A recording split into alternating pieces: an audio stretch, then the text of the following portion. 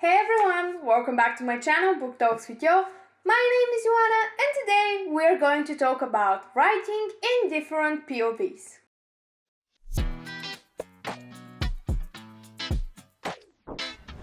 Before you can sit down and start writing your novel, you need to decide who is telling the story and whom they are telling it to. This is called narrative point of view, and while it is a very broad topic, it's good to familiarize yourself with the basics before you start experimenting with each one. I primarily write in the third person omniscient, but one of my writing goals for next year is to try and experiment around with different POVs. We'll see how that goes. And today in this video I'm going to talk about a few things you need to consider before choosing the POV for your story, and I'm going to mention some of the most common POVs and their advantages and disadvantages. So without further ado, let's just get into the video. Firstly, let's see a few things we should consider before choosing a POV for your novel. One of the first things you need to consider when choosing a POV is the verisimilitude of your novel. What I mean by this is basically before choosing a POV, ask yourself the question: how does this particular point of view that you've chosen help you make the story more authentic and true to life? The next question you need to ask yourself before choosing a POV is: how does this particular one that you've chosen help you make the story, does it make the story more immediate and personal, or more urgent and objective? This is very important because this will be a huge change when it comes to delivering the messages of your story.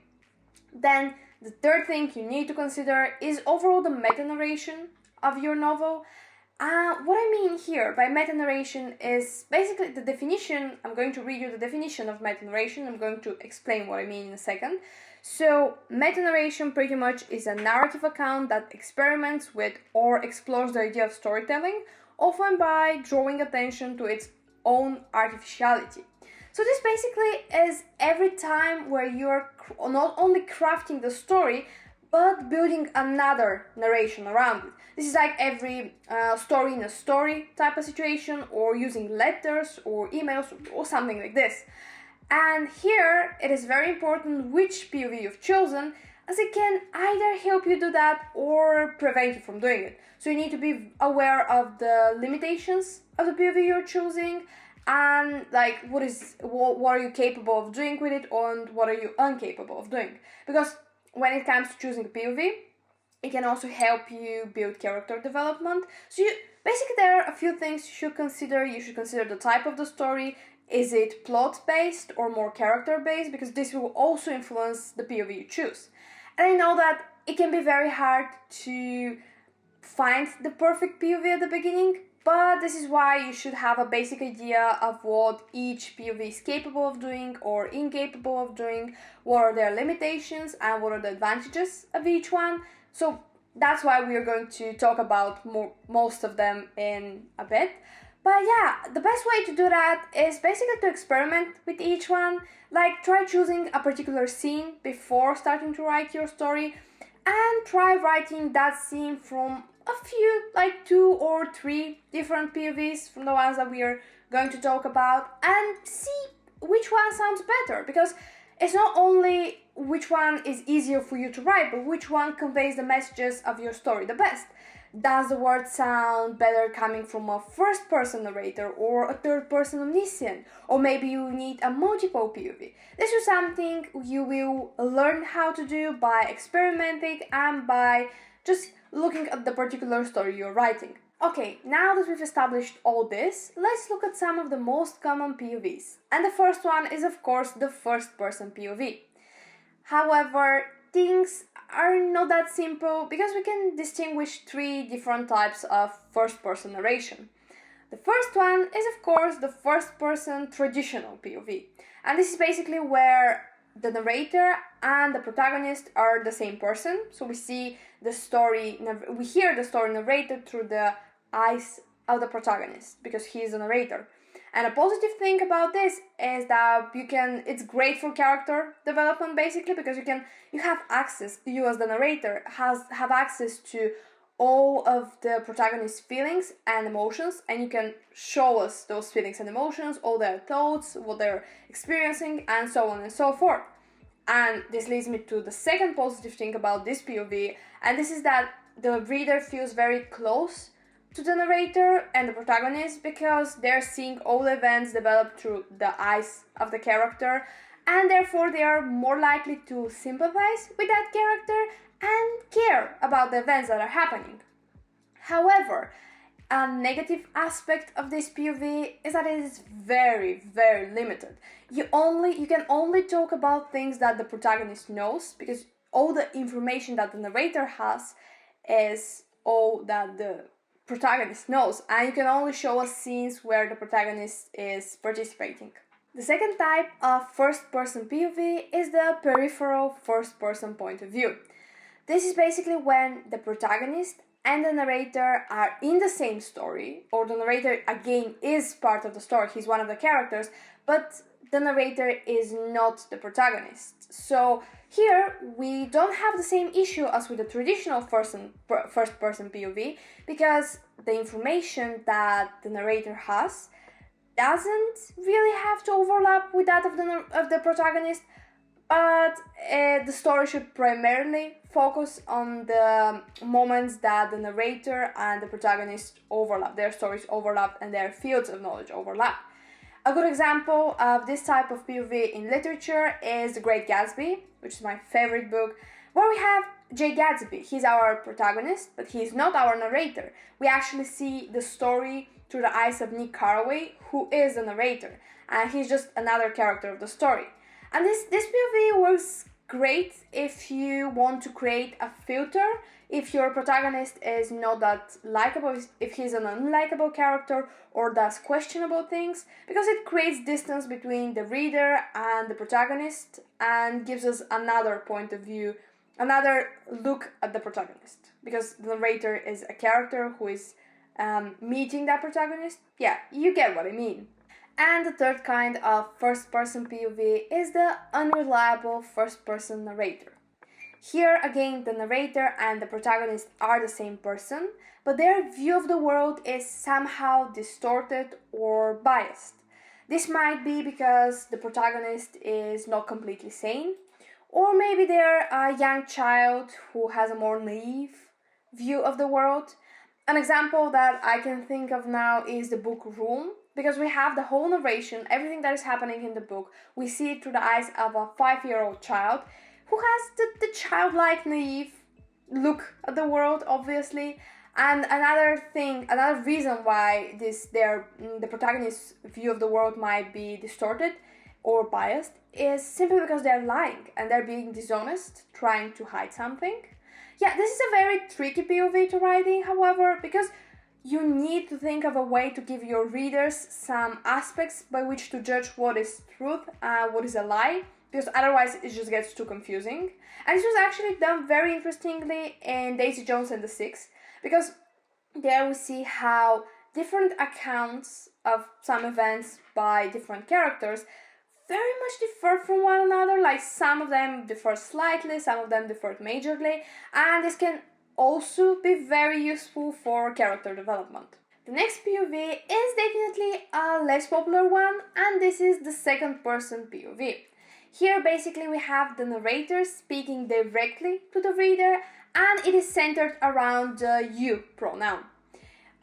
In that way, the reader is turned into the protagonist, and there are a few ways that this can be done. Usually the narrator is telling the story as if the reader is the protagonist, doing all the stuff that is happening in the story.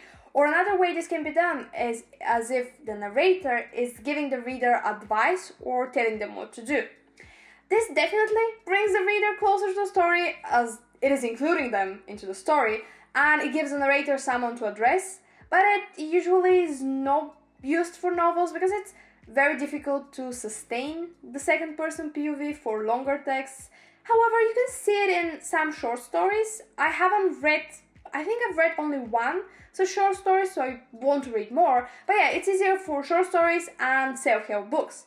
This is a POV I haven't experimented with at all, I think, apart from one writing exercise I had to do for my creative writing course, but that's all. And so this is something I would love to challenge myself next year and write something using it. So yeah, we'll see how that goes. The next group, let's call them a group of POVs, is the third person POV. And similar to the first person POV, we can distinguish three main types of third person narration. The first one is of course the third person omniscient POV. This is when we have an all-knowing and all-seeing narrator who can be at different places at the same time, talking about different characters or different time periods, and they can also have access to every character's thoughts and emotions, and they can anticipate events that haven't even happened yet at the story or talk about something in the past. This, however, is tricky. This can be tricky because you have to stay with one character and one situation, one time period, long enough to engage the reader instead of just jumping around chaotically. But this is a very, very useful POV and one that I mostly write in because it really helps me create what I need. It is great for building stories with multiple characters and with more complex worlds. However, the main disadvantage I can think of this POV is that it creates more distance between the reader and the characters, but if you have built strong enough characters, that shouldn't be much of an issue. The next type is the third person limited POV.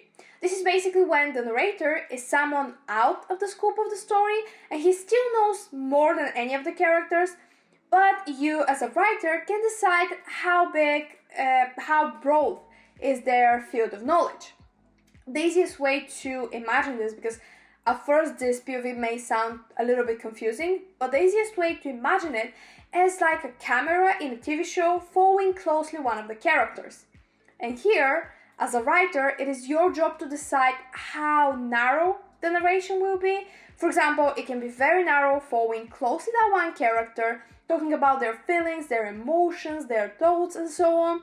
Or it can zoom out a bit and give the readers a more broader perspective on the situation. This is a great POV. This is the first time I'm using it, but it's the one I'm primarily using for my project right now. And so far, it's been very fun to experiment with. To be honest, I'm liking it even more than the omniscient third-person POV, so I might be switching to that one soon. And the last type of third-person POV is the objective third-person narrator. This is pretty much the opposite, the complete opposite of the omniscient one, as here the narrator doesn't have any access to the feelings, thoughts, or emotions of the characters and can only talk about the way they look, the way they speak, and what are their actions, what are they doing. This is not really used for novels because the reader feels distant from the characters, obviously, but sometimes it is used in film scripts and stage plays. And the last type of POV is the multiple POV. This is very close to the first-person traditional and third-person limited, as in that scene you're limited to the knowledge of your POV character, but between scenes or chapters, depends on how you're doing this, you can switch and show us another character's perspective. This is very useful because you can easily show us situations and scenes where your protagonist is not present, as you have another character and their POV. And as well as that, it's very useful because you can access the hearts and emotions, thoughts, and just the innermost self of more than one character. And this is a more and more commonly used POV, the multiple POV, as it gives many opportunities to the writer. However, one thing that you need to be aware if you choose to write in multiple POVs is that the transitions between one POV character to another need to be as seamless as possible so the reader doesn't get frustrated or confused and decide to just leave the book. So yeah, that pretty much wraps up today's video. I really hope you find it useful and informative, as I know that POVs can be a confusing topic. And I really hope you enjoyed watching. If you did, please don't forget to hit the subscribe button so you don't miss out on my new videos. Please let me know down in the comments which POV are you usually writing in and which one would you like to experiment with more. Thank you once more for watching, and I really hope to see you all next time. Until then, have a smiley week. Bye!